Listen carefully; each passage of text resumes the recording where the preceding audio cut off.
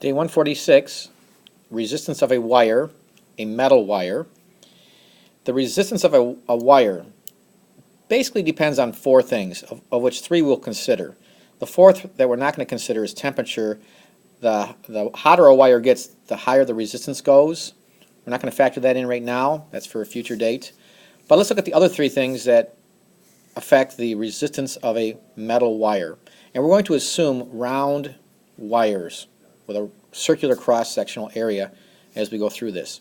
So the first factor that we'll look at is the length of the wire. The length of the wire affects the resistance.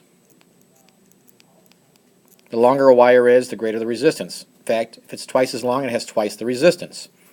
The cross-sectional area of the wire. The thicker a wire, fatter the wire, bigger a wire, it has less resistance because it's easier for the electrons to flow through the wire when it's thicker or bigger. And finally, the material it's made of. And generally we're talking about metals. For example, copper is one of the better conductors, so it has less resistance than, say, nickel. And you'll see in a chart here in a little bit, copper is one of the best. Silver is even better, but it's more expensive, so that's why we don't really use it in wires. Although copper is fairly expensive as well, but it works pretty well. It's cheap enough to make into wires, and it's a very, very good conductor. So let's talk about this a little bit more. As I noted a few minutes ago, as the wire heats up, as the temperature goes up, the resistance increases as well.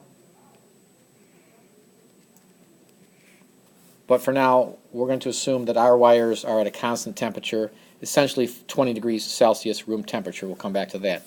Now there's an equation that relates all this.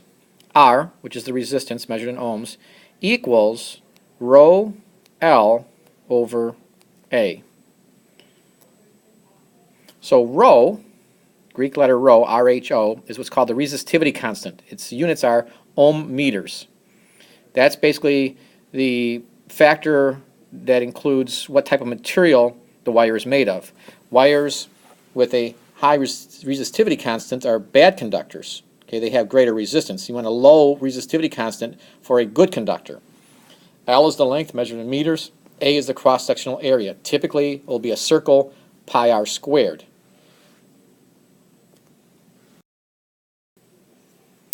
On the left here, which will be given to you on a test, are the resistivity constants for common metals. You can see in this table, silver has the smallest value, so it has the least amount of resistance of the wires given here. The one with the greatest resistance is tungsten. That material is used in light bulbs for a certain amount of resistance, and it's also a very durable material that doesn't break easily, although you can break a light bulb filament. In the old incandescent light bulbs, that's what they use, tungsten. So let's give you some example problems here. For example, what is the resistance of a 45 centimeter piece of copper wire of diameter 1 millimeter? So the essential equation, the resistance of a wire, is rho L over A. We're looking for R. So you look in the table for rho, the resistivity of copper, and it's 1.72 times 10 to the negative 8th ohm meters. That's the units that we want, times the length in meters, that's 0.45 meters, divided by the area. I'll do a side computation over here. The area of a wire, and we're assuming these are circular wires, the area of the wire is pi r squared. So be careful here. The diameter is 1 millimeter. That means the radius is 0.5 millimeters. So the area of this wire, if it's circular, is pi times the radius. Now 0.5 millimeters converted to meters is 0.0005 meters squared. The radius is 0.5 millimeters. Move the decimal 3 more places to get meters. That's the cross-sectional area.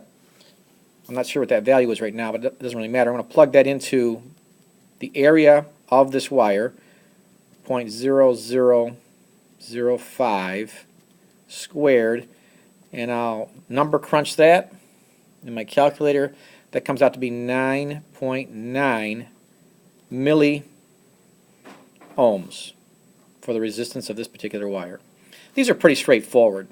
The hardest part will be keeping track of the units. Make sure you are in meters, meter squared, and ohm meters for the resistivity. Let's do one more example. So we have a silver wire, Ag, as you probably remember is silver, of radius 1 millimeter. All right, so this is a thicker wire than the one previous to this. Doesn't really matter, but we're just going to simply plug in once again to R equals rho L over A.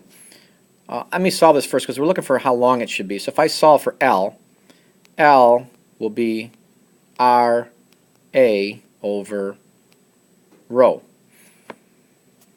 Let's plug in then. The length of the wire we're looking for is R, which is 3 ohms. That's proper units, times the area, pi times R squared. R is 1 millimeter, which is 0.001 meters squared, pi R squared for the cross-sectional area, divided by the resistivity of silver, which you find in the table, 1.59 times 10 to the negative 8th ohm meters. So, number crunch that, comes out to be 592 meters.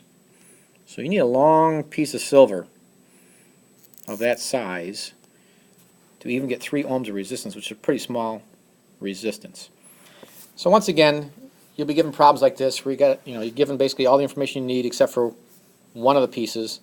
And it's pretty straightforward algebra, being careful with the pi R squared part of it to come up with either the length or the radius or the resistance, and we'll practice that in lab next period.